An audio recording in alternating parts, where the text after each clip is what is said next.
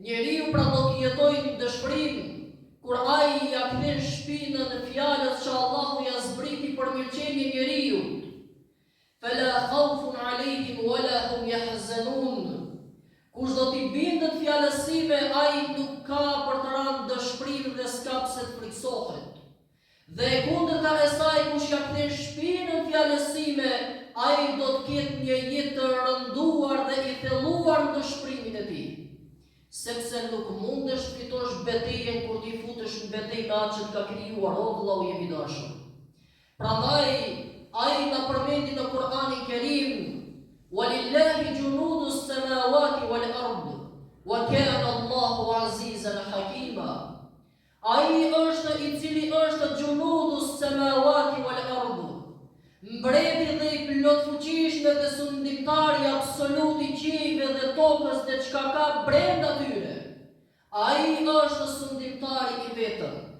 Mos të mashtroj pozita për t'ju bërë dëm të tjerëve dhe të mendosh se je i fortë, sepse ato çka ti mendon se është në dorën tënde, asgjë s'ke në dorën tënde. Sundimtari i vetëm absolut është ai që të ka krijuar. Mos të mashtroj pasuria jote të bësh kryelar dhe të jetosh me kryelartësi para të tjerëve.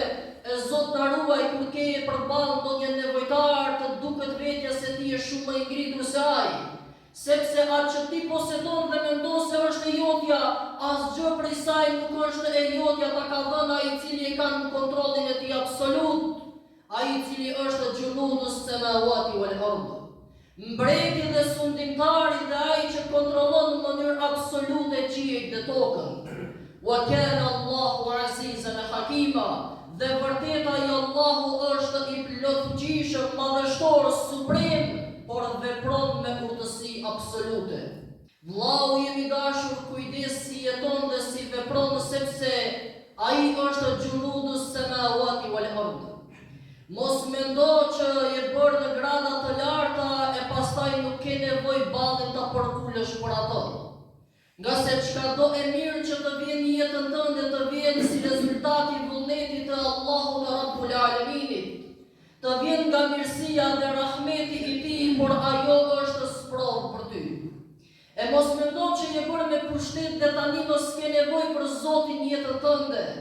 Shumë njerëz derisa janë nevojë kërkojnë Allahun. Kur bien në rahati, harrojnë Allahun.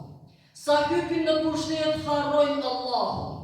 Sa ngritën në dituri, harrojnë Allahun. Sa marrin pozita të caktuara, harrojnë Allahun.